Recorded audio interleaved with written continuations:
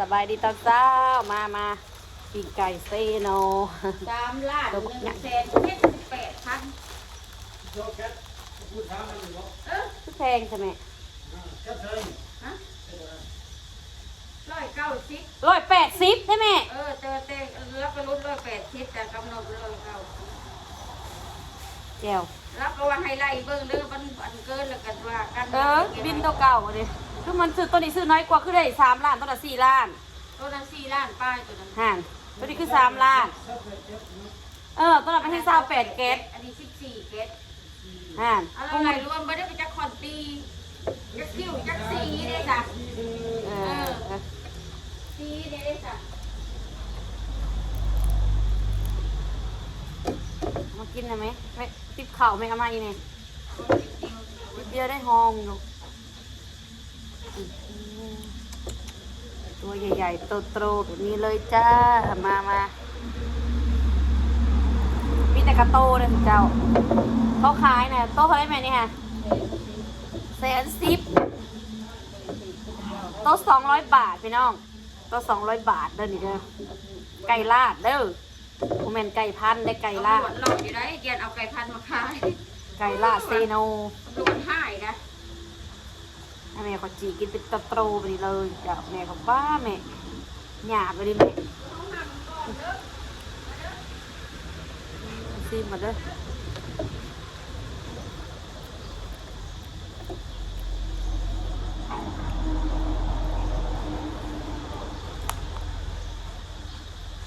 ป้าคือยังบดซุกนี่แม่เอ้ยก็บิ๊กหยาเลยหยาบไปดิถูกป่ะพันเล็กใหญ่กว่าเนาะหยาบนี่จีก็ยังบ่ได้โอ้กินโนจะจีฉันจะกินเด้อมันบ่พกมัดเนาะเอาไปแข่งไปคาได้กินเท่านั้นแหละกินโลดเด็กจีกลายนะไก่เผาหมด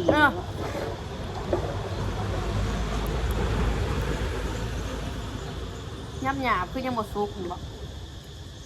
โอ้ตัวมันแก่คือยังเอื่อยน้ำเอื่อยน้องไม่ใส่จังไก่บ่สุกบ่จักเนี่ยเลยเหรอบ่ต้องแก่ตึกไก่หยาบพี่น้องไก่ไม่ใหญ่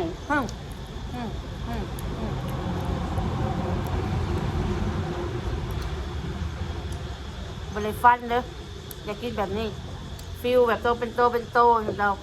กินบ่ได้ซ้ำหยาบ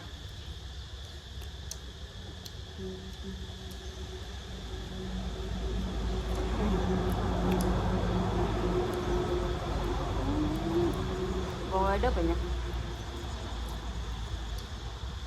หยาบก็ได้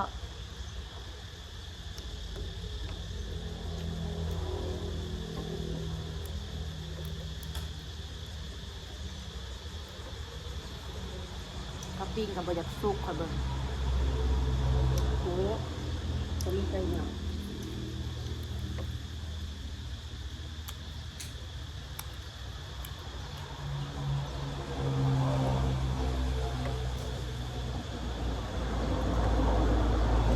ตัวน้อยเ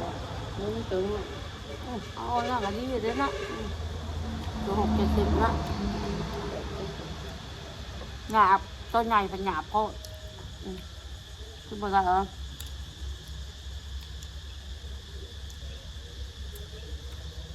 ตุ๊กเก่าฟันเก่าปุ๊บตัวน้อยยังบ่เลิกบ่นั่นแหละเล็กน้อยเป็นตัวน้อยมาทำม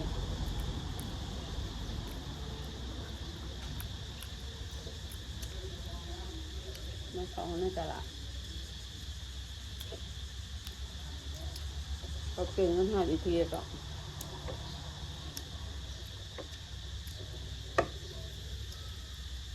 ออกมาโง่เปลี่ยนโมง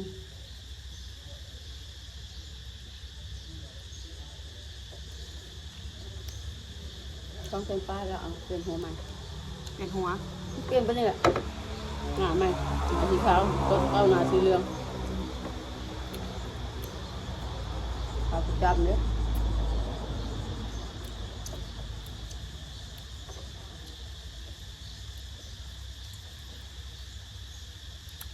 มันเทสายมาหลอกมันลดแล้วก็ใส่ให้ที่ตา ทางเขาบ่ ใส่ติดเลยมันที่ซองคาโทรศัพท์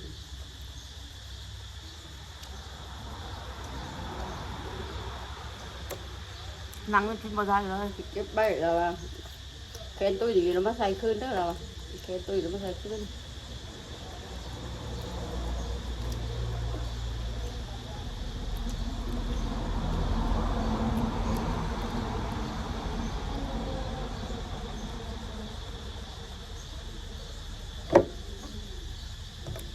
คอยดูเซโน่เขาก็บ่ค่อยได้กินบรรยากาศกินเจ้า น้ำมันตัวตำเนาะตำสุกเขากิน บ่ค่อยได้กิน อันนี้ก็แม่เขาซื้อมาจะได้กิน เป็นพอเราเลยมากินข้าวตอนเบิ้ลเมื่อคนนะเอาเมื่อยย่างเอาพอพูดเนี่ยตอนนี้ แค่เป็นอ่อมเป็นแกงแบบซื้อมาเมียนในตู้เย็นแล้วเฮ็ดได้อยู่แถมปิ้งแบบเป็นโตนี่โดนๆกินเท่านั้นคือเห็นนี่ได้กินเนี่ยหยาบแล้วก็บ่อยากเอากินจังได๋เราสิเห็นคักๆว่าสิมันแห้งๆบ่ฮักยังบ่ไปก็ได้ไปฟันนี่ดีกตัวได้ค่ะโตได้งาม ขัวกับอะไรจะกินมูขัวสองขัว ๆสินงัวนี่สินเขาซื้อสินงัวมาหา10,000ให้เขาเกศซื้อให้ตามนี่เด้อมันแล้วบ่นะขี้ข้านนะมันยุงมันหยาบ่เต็มเรายังบ่แล้วน้องฟ้าไปใส่กินจะกินน่ะ ที่ได้มันขัวใส่ตู้ของเราเนี่ยกำน้ำตัว ต้องเพิ่มลูกคนเราไปจับเครื่องอ๋อเอาหอยมาเลยเอาเวลามันตื่นเช้ามาคอยเห็นเราก็จับเลยหรอปะก็หาอยู่เมื่อกับไปเห็นตรงอ่ะเป็นจับไปมันต้องเห็นเขาหอยแม่นทางเขา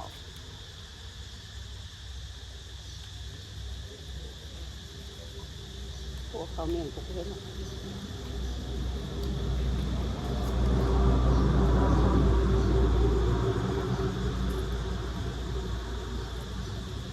เซโนปิ้งไก่เซโนหัวใจมาเซโนอย่าลืมมากินปิ้งไก่เซโนเด้อ เลือดแซ่บด้วยเนี่ย แต่ให้ซื้อกินตัวน้อยๆตัว7-80 พันนะอย่าไปซื้อตัวแสนปลายมันแพงแล้วมันกันหยาบนี่นะ ไก่แก่นะ ไก่แก่ ไก่แม่ยุ่งแก่ มันมันไก่ลาดนะมันมีไก่ไทยมันมีไก่น้ำพันธุ์ใครเอาไก่พันธุ์มาขายก็จับ เครื่องไว้ไม่เคยเขาก็เชื่อคนตำรวจมาเขาเชื่อพวกเขา เขาหูกอ่ะ ปวด เขาหูกไก่พันธุ์กันลาด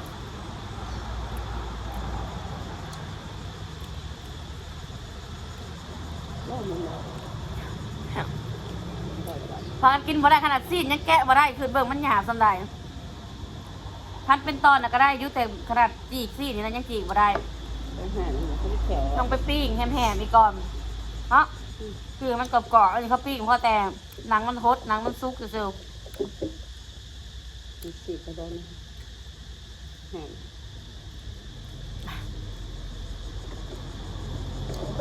พันโป๊กอยู่ใช่ไหมนอนจอมสัตว์แล้วมันจีบอย่างอ้าว ๆเอาเลย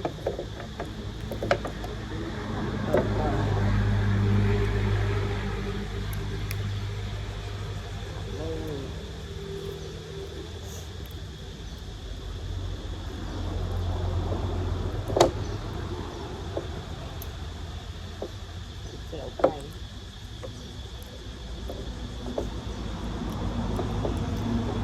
ถามว่ามาอื่นปะมาอื่นปะ9มันที่8แล้วค่ะ แต่ที่มัน มาอื่นที่15อ่ะ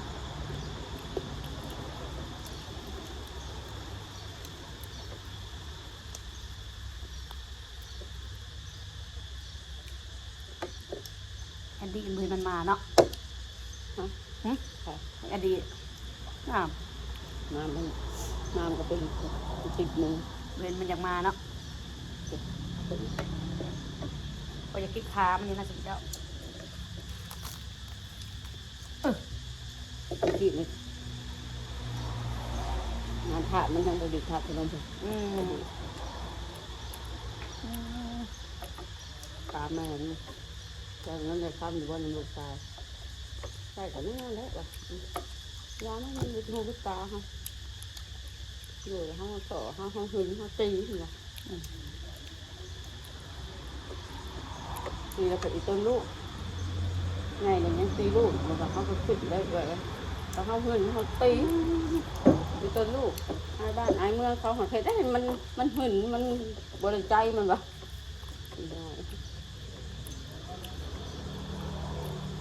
แซ่บสุดของไก่ นอกจากตับกับหนังไก่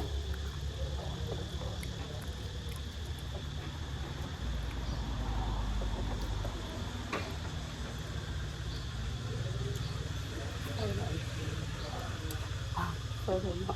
หัวเลย